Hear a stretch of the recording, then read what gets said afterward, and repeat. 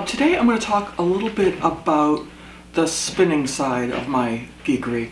I finished up last time talking about weaving and how you can eventually take many long pieces and piece them together to make them wider. So I was able to eventually piece together a lap blanket.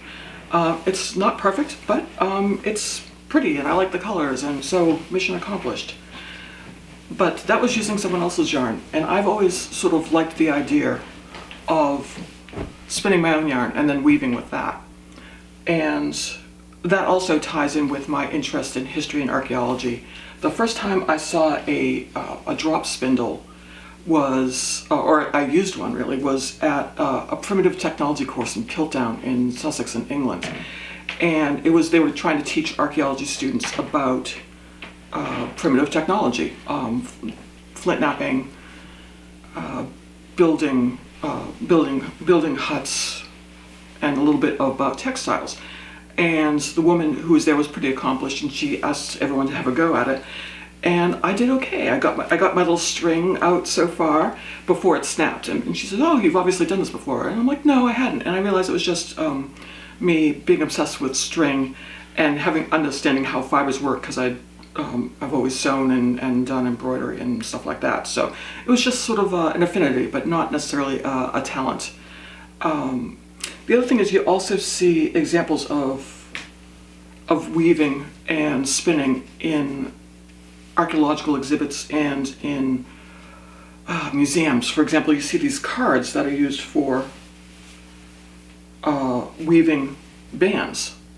And what happens is that you organize your threads, threading them through the holes in a specific pattern, and then you turn them in a specific pattern, and you eventually get a band.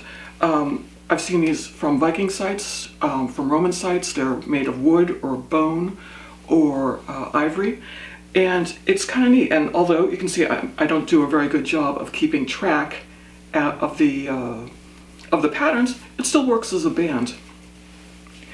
The great thing about all these things too is you can often see them in images. There is a fabulous link to Ply magazine, and I'll have that link at the end of the video or on the page.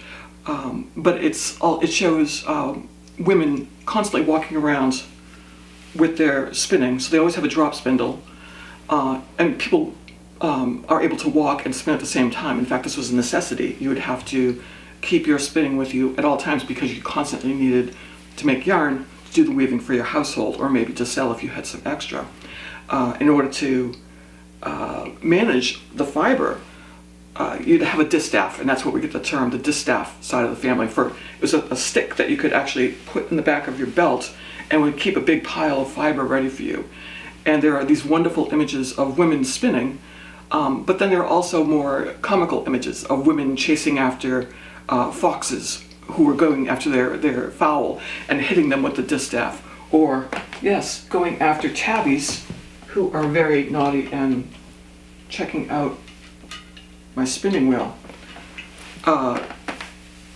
A lot of pictures of women dealing with cats and they're weaving and spinning as well, because, as you can see, there's a great deal of interest. And if you have something that looks like this, wiggling it on the end of a string, it's almost irresistible, but we're not going to tempt her because we're not bad people.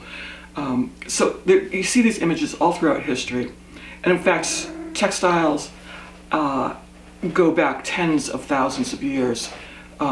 Just last year, there was a discovery of a kind of a plant fiber string found in a cave in the south of France, going back between 42 and 50,000 years ago.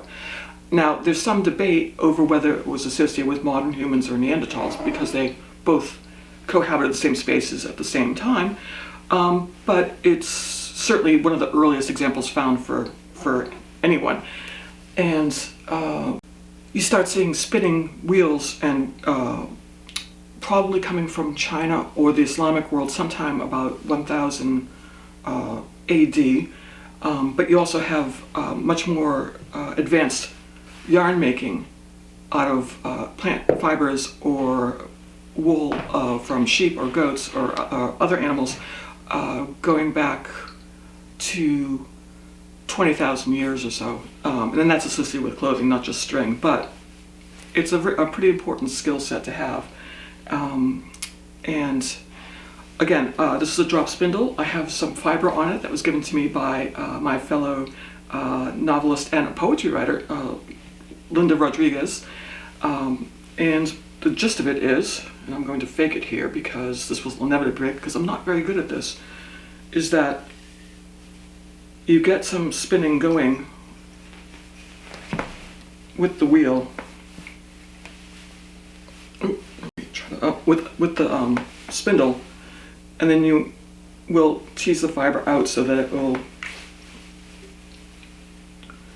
the ends will connect onto each other, and it will become relatively strong, even if it's not well made and it's a bit lumpy and has, thicker parts in it that I tend to refer to as, lambs or sheep that got caught up. And eventually, you can do amazing things with just this drop spindle. You can make one for yourself immediately with a pencil and an old CD-ROM, and get busy with it. Get busy with spinning right away. Now, I have always wanted to find a way to minimize the use from when I'm weaving. And then you saw before that there was loom waste, and you have lots of little ends of strings that were fastening the material to the loom. Now, I realized that I wanted to see if I could card that, which is to take some kind of textile and break it down so that it is something that you are able to spin again. And what I have here is a hack. I reused a pair of jeans and made it into an apron so that when I'm dyeing, I can keep myself tidy. But also when I am carding, putting the fiber on here, it's good to have something very thick on your lap, because if you get these little comb teeth in you, it hurts. And so what I was able to do was take a number of these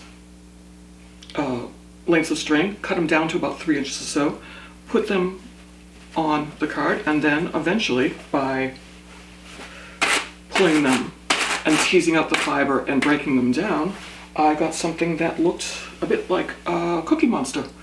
And I have tried spinning this, and you can do it. So that's a good way for me to save on the waste of materials I have from weaving, and get some practice in my spinning as well. Oh, and you see another example of the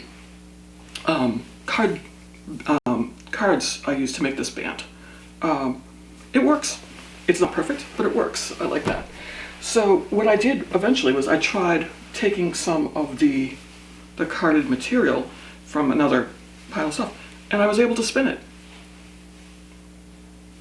It's not perfect, it's not fabulous, but it works. It could probably even work as a weft thread. So that was pretty exciting for me to realize that I could do that, and I'm kind of curious to see what I can do with this in another project. You can also re-dye it if you don't like the color. There's lots of options for that sort of thing.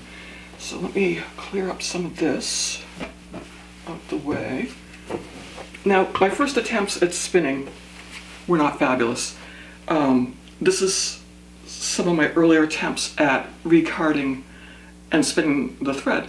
It's ugly, it's lumpy, but I had the opportunity to break these down again and again and practice on them until I get a little bit better.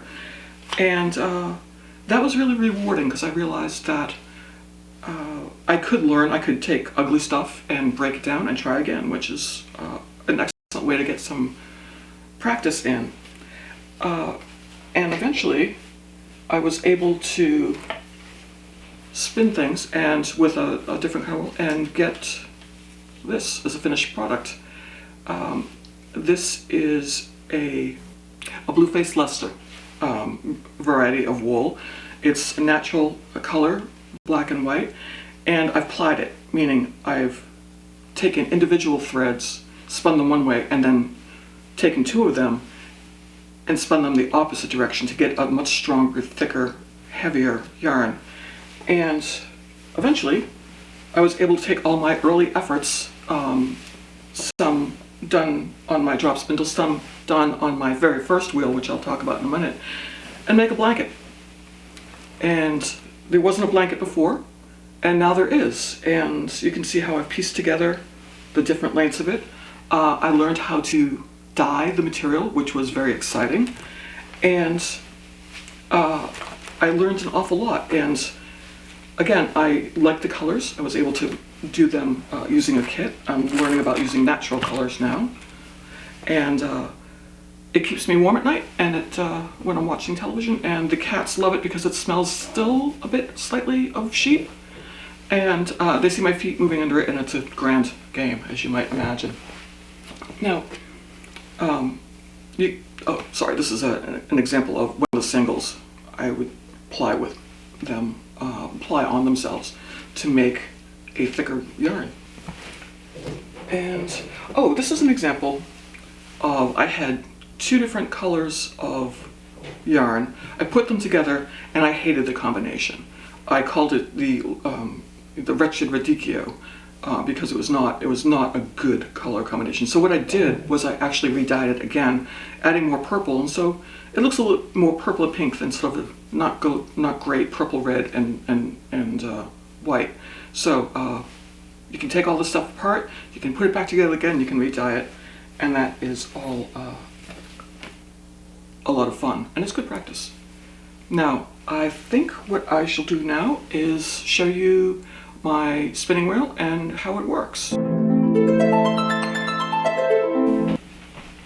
So this is my first spinning device. It's the drop spindle, and it worked out that a very dear friend of mine had this spinning wheel in her house. It was her grandmother's, and she wasn't using it, and she moved to a smaller house, and she sent it to me, which was incredibly generous. And so I sort of started out trying to learn about spinning wheels as opposed to drop spindles and kick spindles, which is another way of using foot power to drive your spindle.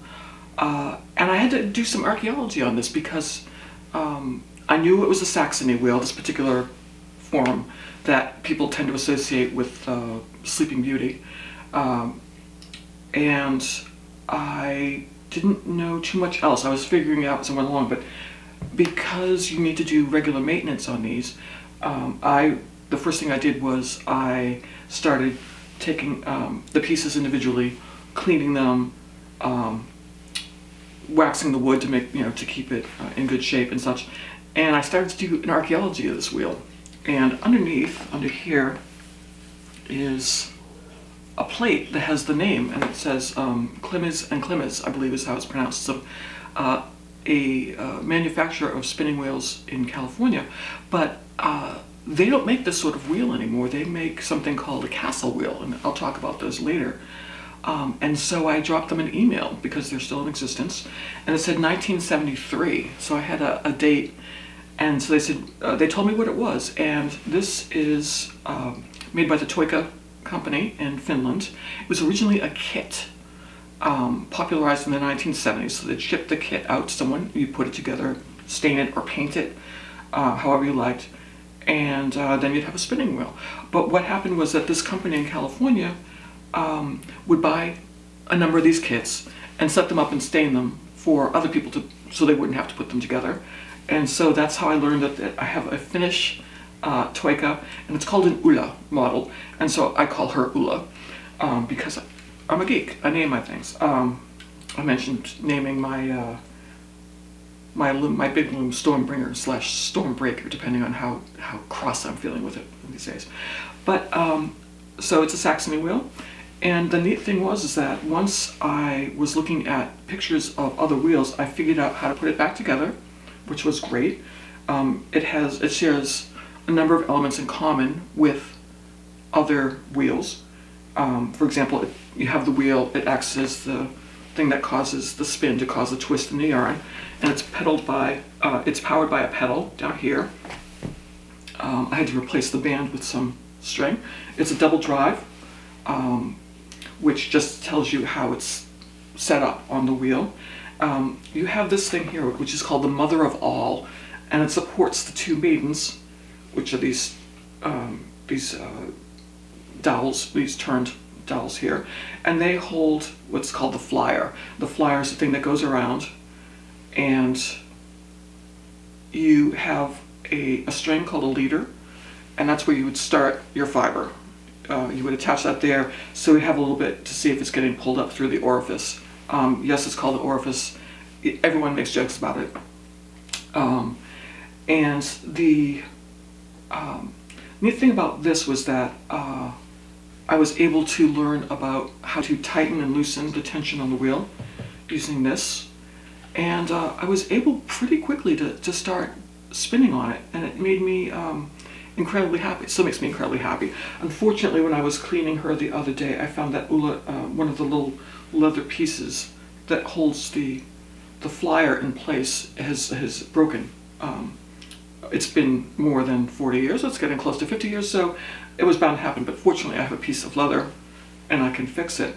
Well, I'm going to try to fix it. But the great thing is that you figure if people were using spinning wheels 200, 300, 400, 500, 1,000 years ago, you can probably find a way to fix it. Now, the interesting thing is that the Finnish company that makes Ulla no longer makes spinning wheels. So all of the pieces here I have to be very careful of because they're not around anymore. You can't find them anywhere, and it was really an interesting dive for me to try to research how I might need to get different bobbins of different sizes and different flyers to speed up or slow down. And I ran into some obstacles there, and it turned out that I had to go to someone to make a replacement bobbin for me with different size whorls to change the speed. And it was tricky. I had to find someone, I had to send them a very carefully measured drawing because they usually ask you to send the part of the wheel you want reproduced, and I don't have any replacement parts, so I couldn't give them the one part I did have. But the bloke was very generous, and I got her a different size whorl so I can change the speed slightly, not a huge amount. Where it came to be problematic though was when I would go to ply, and I mentioned that you spin a single and then you take two of the singles and then spin them in the opposite direction to make a plied yarn. Now the thing is that this orifice here is too small, particularly when I was working early on and my yarn was really lumpy and less consistent than it is now.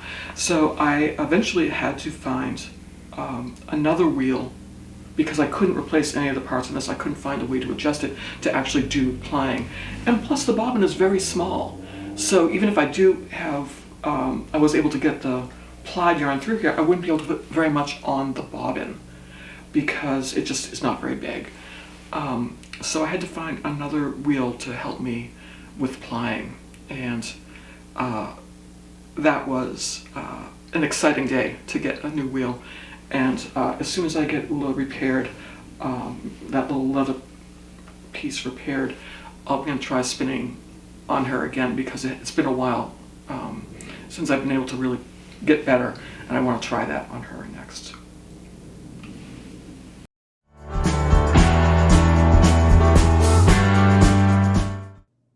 Hi, this is Dana Cameron. Thanks for watching to the end of the video. If you'd like to see more content like this, don't forget to hit subscribe and to click on the bell icon so you get notifications.